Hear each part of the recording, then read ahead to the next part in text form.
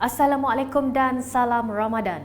Bersama saya Nur Azira Abdul Kadir bawakan anda Buletin UKAS edisi tengah hari 14 Mei 2020. Tumpuan berita tengah hari ini.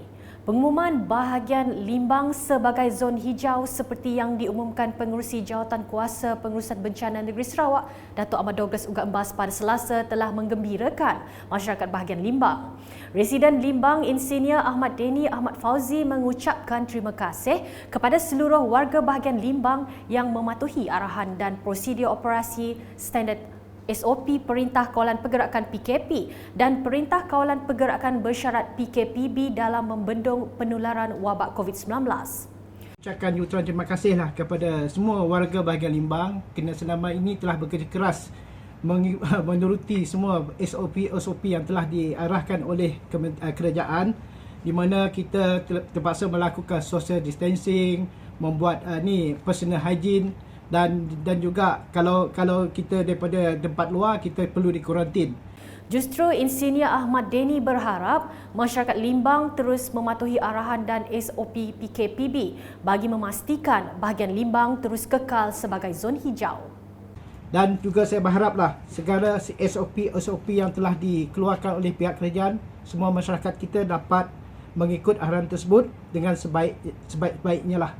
Berita seterusnya, Majlis Daerah Seri Aman MDSA telah memberi taklimat mengenai garis panduan pembukaan semula aktiviti ekonomi dan prosedur operasi standard SOP kepada para peniaga dan yang ingin membuka semula perniagaan mereka sepanjang tempoh Perintah Kawalan Pergerakan Bersyarat PKPB. Setiausaha MDSA Pang Join Fung berkata, sebahagian aktiviti perniagaan telah dibenarkan dibuka semula pada 12 Mei lalu. Namun ia mesti mengikut SOP yang ditetapkan Jawatan Kuasa Pengurusan Bencana Negeri Sarawak. Tapi walaupun kita masih ada kawalan, mesti ada kawalan. Kita ni telah masuk ke PKPB kelima. Jadi kawalan ni adalah pembukaan ni adalah bersyaratlah supaya perniagaan dapat berjalan dengan bersyarat dan tidak ada ragu-ragu lagi bagi peniaga yang ingin membuat perniagaan. Itu yang penting. Sementara itu, Pang menambah kegagalan untuk mematuhi SOP boleh membawa kepada tindakan penarikan balik kebenaran beroperasi. Beralih ke laporan berikutnya, sinar serta kemeriahan bulan Ramadan tidak akan lengkap tanpa adanya program pengagihan bubur lambuk kepada umat Islam. Di Serian, Jabatan Agama Islam Sarawak JAIS bahagian Serian telah mengadakan agihan bubur lambuk bersempena dengan program Nuzul Al-Quran peringkat bahagian. Pegawai Agama Islam bahagian Serian Ustaz Mursidi Julai yang menyempurnakan penyerahan bubur lambuk itu memberitahu antara penerima sumbangan tersebut ialah masjid-masjid di 4 mukim serta kepada petugas barisan hadapan yang bertugas sepanjang masa dalam tempoh Perintah Kawalan Pergerakan Bersyarat PKPB.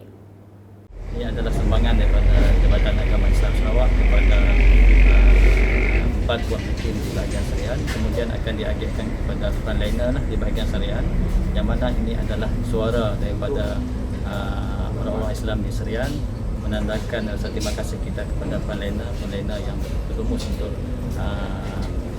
membantu dalam mencegah wabak COVID-19 pada masa sekarang.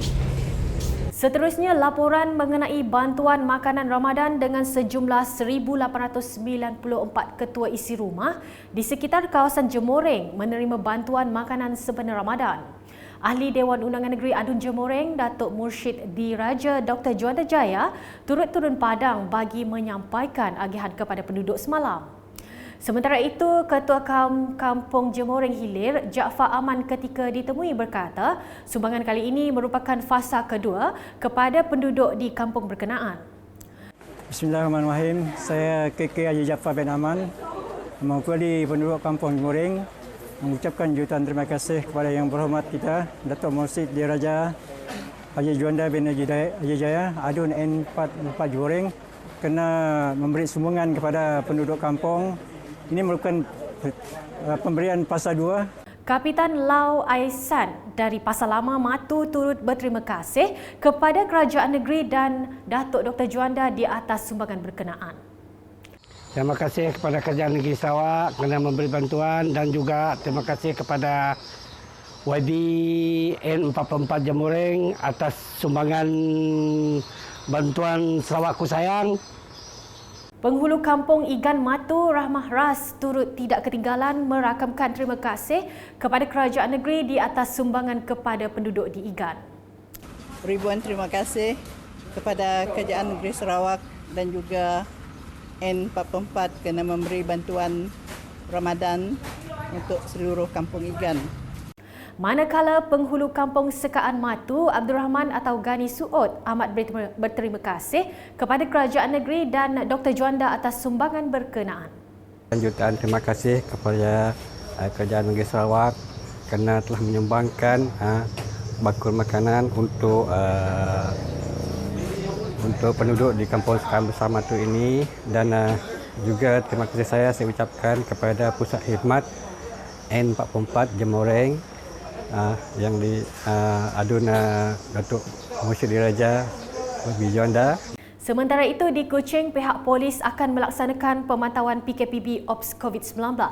Timbalan Ketua Polis Daerah Kuching, Superintendent Merbin Lisa berkata, pemantauan ini bertujuan melihat sendiri persiapan dan pelaksanaan serta kepatuhan pemilik premis perniagaan dan orang ramai kepada SOP PKPB. Jelasnya, Ibu Pejabat Polis Daerah IPD Kuching telah menubuhkan 12 pasukan pemantau yang menjalankan tugasan pemantauan di lokasi tumpuan masyarakat terutama pusat membeli belah, kedai jualan, kedai makan dan lain-lain serta pelbagai sektor lain yang dibenarkan oleh kerajaan untuk beroperasi. Mereka yang ingkar dan tidak mematuhi SOP PKPB boleh diambil tindakan di bawah PKPB. Bersempena bulan Ramadan ini, marilah kita bersama-sama mengambil kesempatan untuk berhenti tabiat merokok. Saksikan perkongsian video ini.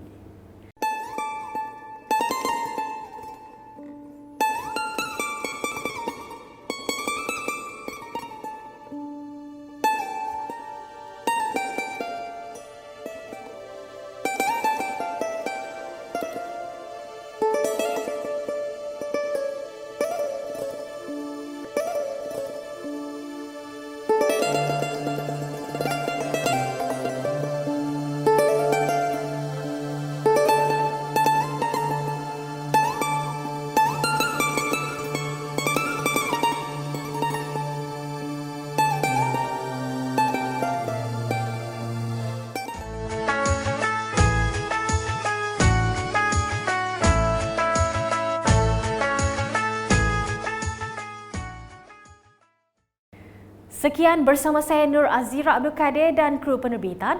Amalkan gaya hidup sihat sepanjang bulan Ramadan yang penuh dengan keberkatan ini. Dapatkan berita terkini Sarawak setiap hari dengan melayari ukas.sarawak.gov.my atau di Facebook, Instagram, Twitter dan saluran YouTube Buletin UKAS. Salam UKAS.